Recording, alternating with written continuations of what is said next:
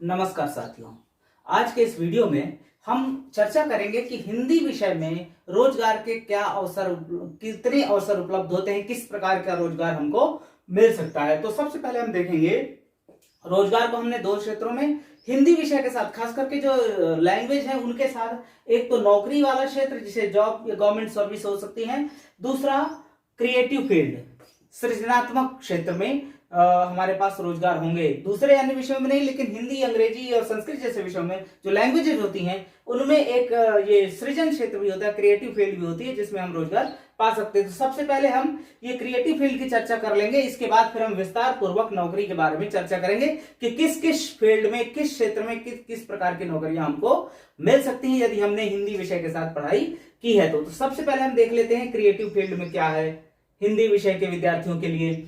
तो इसमें कई सारी चीजें, यदि आप में क्रिएटिव टैलेंट है, सृजनात्मक प्रतिभा है, तो आप कवि और शायर बन सकते हैं। बड़े बड़े कवि और शायर हैं जो अपने संतुष्टि के सेटिस्फेक्शन भी पाते हैं, यानी अपने सृजनात्मकता दिखाते हैं, इसके साथ साथ अच्छी खासी कमाई भी उनकी होती है। यानी बड़े बड़े शायर और कवियों को देखेंगे तो आप एक एक कार्यक्रम के लाखों रुपए भी उनको मिलते हैं। हिंदी के बहुत बड़े कवि हैं, डॉक्टर कुमार विश्वास, उनके बारे में आप जानते होंगे, और भी अन्य तमाम कवि हैं और साहित्यकार है। शायरों में हमारे जो एक बहुत बड़े राहत इंदौरी साहब थे जिनका निधन हो चुका इस महामारी के दौर में, उनके बारे में भी आपने सुना होगा। इसके अलावा आप कहानियां लिख सकते हैं, उपन्यास लिख सकते हैं, नाटक, निबंध लिख सकते हैं और जीवनी लेखन का कार्य भी कर सकते हैं। इसके अलावा स्क्रिप्ट राइटिंग का काम बहुत बड़ा, पटकथा लेखक, चाहे फिल्मों के लिए हो, टीवी सीरियल के लिए हो, वेब सीरीज के लिए हो, ये स्क्रिप्ट राइटिंग बहुत ही महत्वपूर्ण काम होता है जिसमें आपको अच्छा खासा पैसा भी मिलता है और साथ ही साथ सम्मान भी मिलता है। इसके अलावा एंकरिंग का काम कर सकते हैं, तो रेडियो जॉकी के रूप में हो, वीडियो जॉकी हो, या फिर न्यूज रीडर हो, चाहे वो टीवी सीरियल में हो या फिर रेडियो में हो, वो काम कर सकते हैं। इसके अलावा समाचार पत्रों में आप आर्टिकल राइटिंग कर सकते हैं, संपादन का कार्य भी कर सकते हैं। इसके अलावा कमेंट्री का काम कर सकते हैं, चाहे वो स्पोर्ट्स कमेंट्री हो या फिर कोई पब्लिक इवेंट हो, कोई सार्वजनिक कार्यक्रम हो, उसमें भी आप काम कर सकते हैं, कमेंट्री का काम भी कर सकते हैं, आप एंकरिंग का काम कर सकते हैं। लेकिन इन सब के लिए आवश्यक है कि आपने सृजनात्मक क्षमता, आप में वो प्रतिभा होनी चाहिए। तो ये एक बहुत बड़ी फील्ड है जिसमें पैसे तो मिलते ही हैं, पैसे के साथ साथ आपको प्रसिद्धि भी मिलती है और बहुत सम्मान भी आपको मिलता है। अब आते हैं हम अपने मुख्य मुद्दे पर, नौकरियों के ऊपर। यानी हम हिंदी विषय यदि पढ़ रहे हैं तो हिंदी विषय के साथ हमें किस किस प्रकार की नौकरियां मिल सकती हैं उसके बारे में हमको चर्चा करनी है।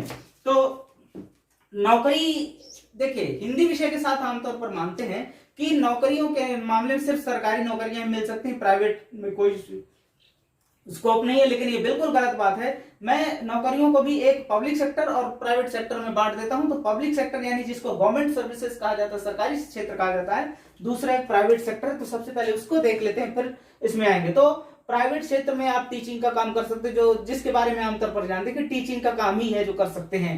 तो ये किया जा सकता है। बहुत सारे प्राइवेट स्कूल्स हैं, पब्लिक स्कूल हैं बड़े बड़े, जो अच्छी खासी सैलरी पैकेज देते हैं। इसके अलावा कोचिंग, ट्यूशन कोचिंग, जी हाँ, आपको शायद विश्वास ना हो, लेकिन बड़े बड़े जो महानगर हैं वहां बड़े बड़े कॉन्वेंट स्कूलों में पढ़ने वाले विद्यार्थियों के लिए हिंदी उतनी ही कठिन है जितनी ग्रामीण क्षेत्र के विद्यार्थी के लिए अंग्रेजी। तो वो इसके लिए भी कोचिंग लेते हैं, तो ट्यूशन कोचिंग। इसके अलावा कोचिंग जो प्रतियोगी परीक्षाएं हैं उसमें हिंदी एक प्रमुख फील्ड होती है, प्रमुख क्षेत्र होता है जिससे प्रश्न पूछे जाते हैं, बहुत महत्वपूर्ण अच्छा खासा भाग होता है। उसके लिए बहुत बड़ी बड़ी कोचिंग संस्थान चल रहे हैं, आज इनके बारे में आपने सुना भी होगा। इसके अलावा उच्चारण कोचिंग, जी हाँ, जो बड़े बड़े एक्टर्स होते हैं उनके लिए स्पेशली भाषाओं से संबंधित जो कुछ शब्द होते हैं जिनका उच्चारण ठीक ढंग से नहीं कर पाते, उसके लिए भी स्पेशली कोचिंग संस्थान होते हैं। इसके अलावा प्राइवेट कंपनियों में भी ट्रांसलेटर और कई अधिकारियों के पद भी होते हैं जो आप प्राइवेट सेक्टर में पा सकते हैं। और अब सरकारी क्षेत्र में आए तो सबसे पहला जो क्षेत्र है वो है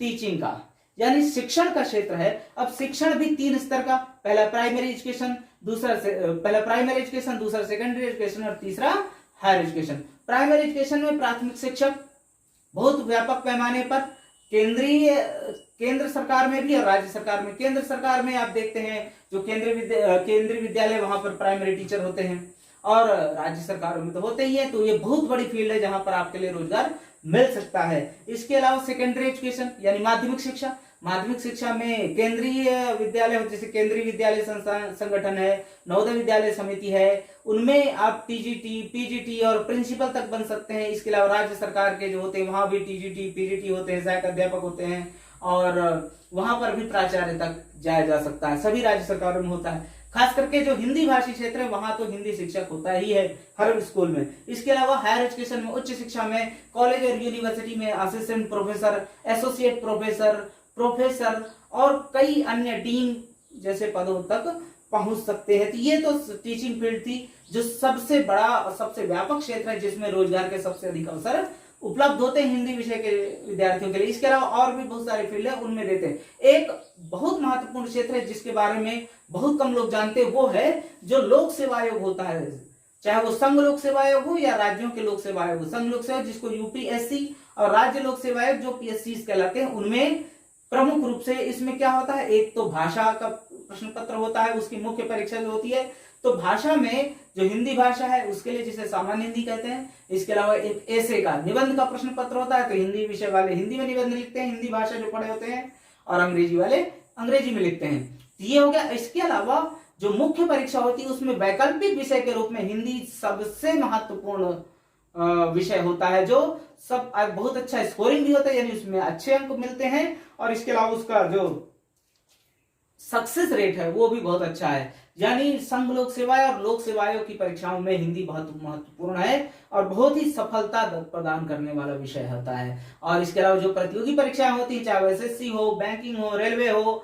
या राज्य सरकार के दूसरे अन्य अवसर हों, उन सभी में हिंदी विषय से संबंधित प्रश्न पूछे जाते हैं। और ये तभी आप कर सकते हैं जब आपने हिंदी विषय को गंभीरता पूर्वक पढ़ा हुआ होगा। इसके बाद फिर आते हैं हम, एक प्रमुख पोस्ट होती है ट्रांसलेटर की। ट्रांसलेटर का पद यानी अनुवादक का पद होता है, ये राज्य सरकार हो या केंद्र सरकार, उसके सभी विभागों में ये पद होता है।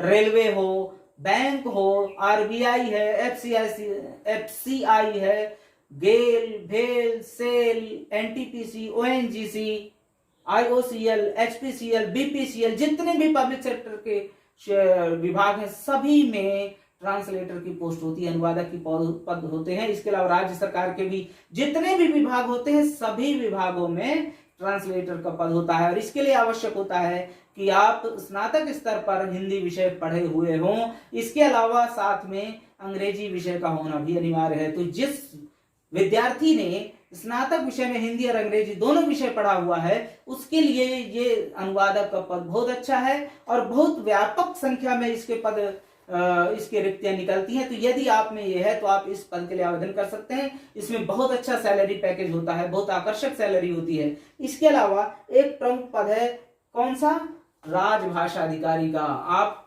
अधिकारी भी बन सकते हैं हिंदी विषय के साथ। यदि आप हिंदी से एमए हैं और स्नातक स्तर पर आपका एक विषय अंग्रेजी है तो आप राजभाषा अधिकारी बन सकते हैं, और ये बहुत बड़ा पद है। ये यानी जो आरबीआई है, रिजर्व बैंक ऑफ इंडिया, इसके अलावा जितने भी बैंक होते हैं, चाहे एसबीआई हो, पीएनबी हो, सीबीआई हो, ओबीसी हो, या यूनियन बैंक है, जितने भी बैंक हैं, एफसीआई है, या जितनी ये कंपनियां हैं, चाहे गेल, भेल, सेल, रेलवे, एनटीपीसी, ओएनजीसी, इन सभी में राजभाषा अधिकारी का एक पद होता है जो ग्रेड 2, ग्रेड 1 तक जाता है। ग्रेड 2 से भर्ती होती है, ग्रेड 1 तक जाता है, जिसमें बहुत ही अच्छी सैलरी होती है, अच्छा सैलरी पैकेज होता है, ग्रेड 1 का अधिकारी होता है।